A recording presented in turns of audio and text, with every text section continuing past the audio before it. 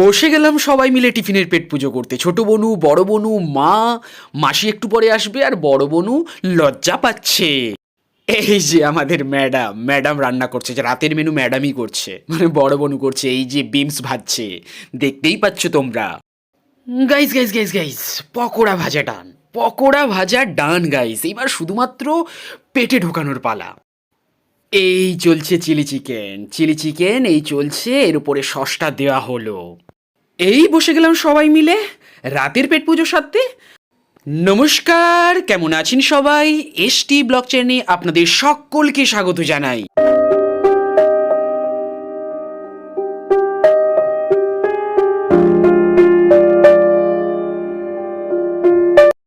বন্ধুরা, এখন ঘড়ির কাঁটায় সন্ধে 6টা, তাই ফার্স্ট অফ অল সবাইকে গুড ইভিনিং, শুভ সন্ধ্যা।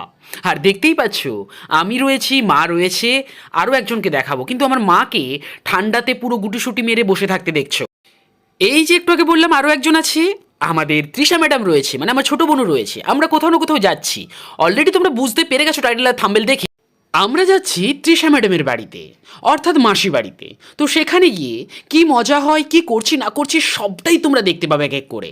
পুরো গল্পটা তোমরা দেখতে থাকো, আশা রাখছি তোমাদের গল্পটা ভালো লাগবে। তো চলো গল্পটা দেখা যাক।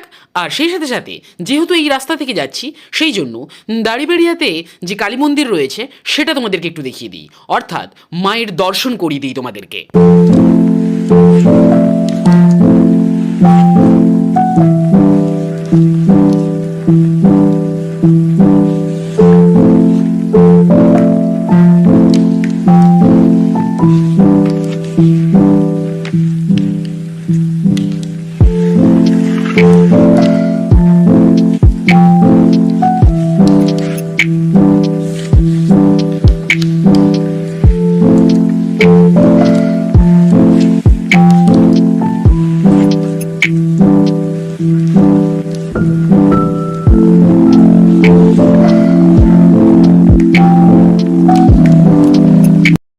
বন্ধুরা, চলে এলাম মাসি বাড়ি।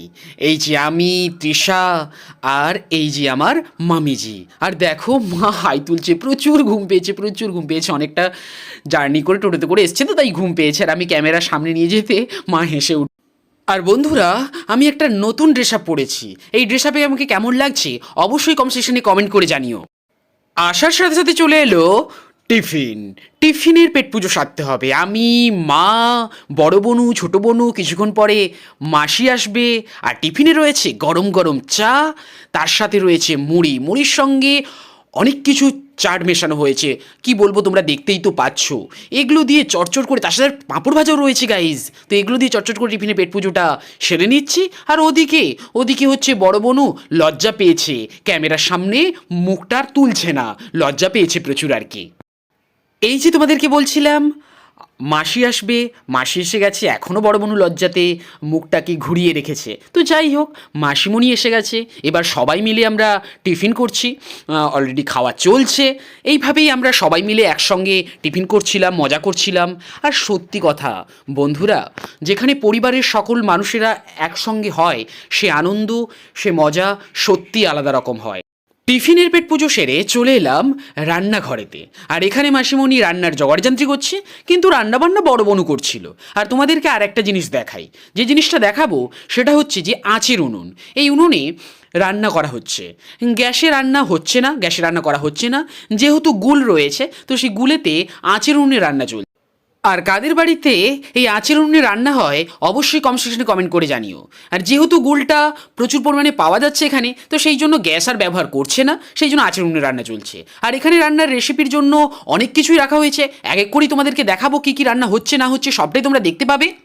রান্নাঘর থেকে বেরিয়ে এসে যখন আবার রুমেতে এলাম, দেখলাম এখানে আমার মামিজি আর তৃষা ম্যাডাম শুয়ে পড়ছে। দেখতেই পাচ্ছ আমার মামিজিকে এমনিতেই প্রচুর ঠান্ডা লাগছিল, আর ঠান্ডাও তো পড়েছে। আর এখানে হচ্ছে তৃষা ম্যাডাম মোবাইল নিয়ে ব্যস্ত রয়েছে, আমি গালি করে মারতে বলছে এক দেবো। এদিকে শুরু হয়ে গেল রান্নাবান্না। আর তোমাদেরকে একটু আগে বলছিলাম না যে মাসিমণি জগাড়যন্ত্রী করছে, কিন্তু রান্না করবে বড় বনু। এই যে অলরেডি হচ্ছে বিমস ভাজা চলছে, বড় বনু বিমস ভাজছে। বিমস ভাজার পর শুরু হয়ে গেল পকোড়া ভাজা। পকোড়া ভাজা চলছে, আর এখানে কিছু এখনও কড়াইতে দেওয়া হয়নি, আর এগুলো মোটামুটি এখন চলছে ভাজার পর্ব। কিছু পকোড়া ভাজা হয়ে গেছে, সেই পকোড়াগুলোকে বড় বোনু ছেঁকে ছেঁকে তুলে নিচ্ছে। এই যে এখনও কিছু পকোড়া ভাজতে বাকি রয়েছে, সেগুলো সব আস্তে আস্তে ভাজা চলছে। পকোড়া যখন ভাজা হয়ে গেছে তখন তো একটু টেস্ট করে দেখতে হয়, এই জন্য শুরুও করে দিলাম টেস্ট করতে। আর গাইজ কি গরম লাগছিল, কি গরম লাগছিল গাইজ। দেখো এই যে কামড়টা বসেছে, এখান থেকেও ধোঁয়াটা বেরোচ্ছে, মানে এত গরম এত গরম গাইজ। এরপর বড় বোনও তৃষাকে বলল আয় পকোড়া টেস্ট করবি, আর মাকে বলল যে আসো পকোড়া টেস্ট করবে। বলতে পকোড়া টেস্ট করছে, মাও খাচ্ছে, তৃষাও খাচ্ছে। মাকে বললাম তোমার বড় মেয়ে কেমন পকোড়া ভেজেছে, মা বলল হেভি ভেজেছে। আর তৃষা এবার সে তো লেকি, সে তো খেতেই আছে খেতেই আছে, তার কাজ খাওয়া, সে তো খেতেই আছে। না না বন্ধুরা, সত্যি কথা বলতে ওটা লাগিয়ে বলছিলাম, এমনিতেই ও খেতে চায় না, আর যে কোনো খাওয়ারে টাওয়ারে কথা বললে খেতে চায় না। পকোড়া ভাজা কমপ্লিট হয়ে যাওয়ার পর শুরু হয়ে গেছে চিলি চিকেন। চিলি চিকেনের যে মশলাগুলো লাগে সব কিছু দিয়ে বড় বোনু এখন সেটাকে কষছিল। তারপরে এর ওপরে দিয়ে দিল জল। জলটা দিয়ে দেওয়ার পরে এরপরে এর ওপরে সস দেয়া হবে। এই যে বন্ধুরা সস দেয়া হচ্ছে, সস দেওয়ার পরে এটা কিছুক্ষণ ধরে ফুটবে, ফোটার পরে চিলি চিকেন ডান। তারপরে চটচট করে আমরা ভাতের সাথে পেট পুজো করবো। চলো তাহলে রাতের পেট পুজো সেরে নেওয়া যাক। বসে গেছি, আর মেনু তো অলরেডি তখন কিছুটা তোমাদেরকে দেখিয়েছিলাম, আর এরপরে তোমরা দেখতে পাবে মেনুর মধ্যে কি কি রয়েছে সবটাই তোমাদেরকে দেখাবো, আর চটচট করে পেট পুজো সারবো। খাবারের মেনু দেখানোর আগে আগে দেখিয়ে দিই কারা কারা বসছে। আর সবাই খেতে বসছে, মা বসছে, বড় বোনু বসছে, মেসো বসছে, মাসি খাবার দিচ্ছে, তারপরে মাসিও খাবে, আর এই পাশে আমাদের তৃষা ম্যাডাম বসছে, তো সবাই মিলে জমিয়ে খাওয়া হলো। আর এই যে খাবারের মেনু, স্যালাড রয়েছে, লবণ রয়েছে, কাঁচা লঙ্কা রয়েছে, লেবু রয়েছে, তারপরে রয়েছে আলু ভাজা, বিনস ভাজা, ভাত, আর এগুলো এই পাশের মেনু। আর ওদিকটায় রয়েছে নর্মাল মাংসের ঝোল, এবং সেই সাথে সাথে রয়েছে এটা মাংসের ঝোল, এবং সেই সাথে সাথে রয়েছে তার সাইডে রয়েছে চিলি চিকেন। তো এগুলো দিয়েই চটচট করে পেট পুজো সেরে নিলাম।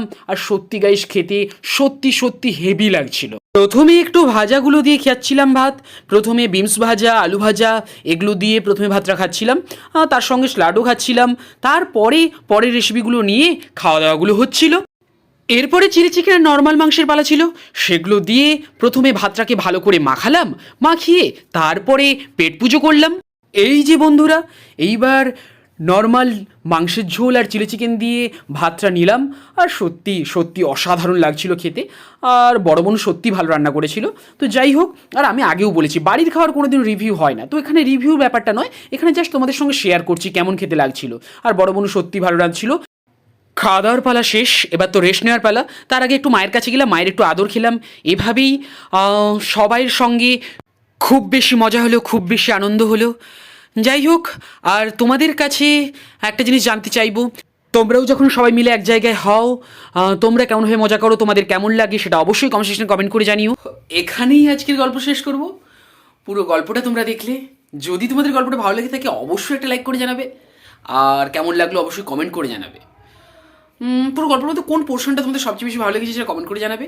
আর চ্যানেল নতুন হয়ে থাকলে অবশ্যই চ্যানেলটিকে সাবস্ক্রাইব করার পাশে থেকেও, যাতে তোমাদের সামনে আমি ছোটো ছোটো গল্প নিয়ে খুব তাড়াতাড়ি হাজির হতে পারি। তো চলো, যারা ভিডিওটা বা গল্পটা দেখছো এখনও সাবস্ক্রাইব করোনি, তারা চট করে সাবস্ক্রাইব করে ফেলো, আমাকে সাপোর্ট করো যাতে তোমাদের কাছে ভিডিও নিয়ে পৌঁছে যেতে পারি। তো যাই হোক, আবার আগামীকাল নতুন একটি গল্প নিয়ে তোমাদের কাছে হাজির হবো। ততক্ষণের জন্য তোমরা সুস্থ থেকো, ভালো থেকো।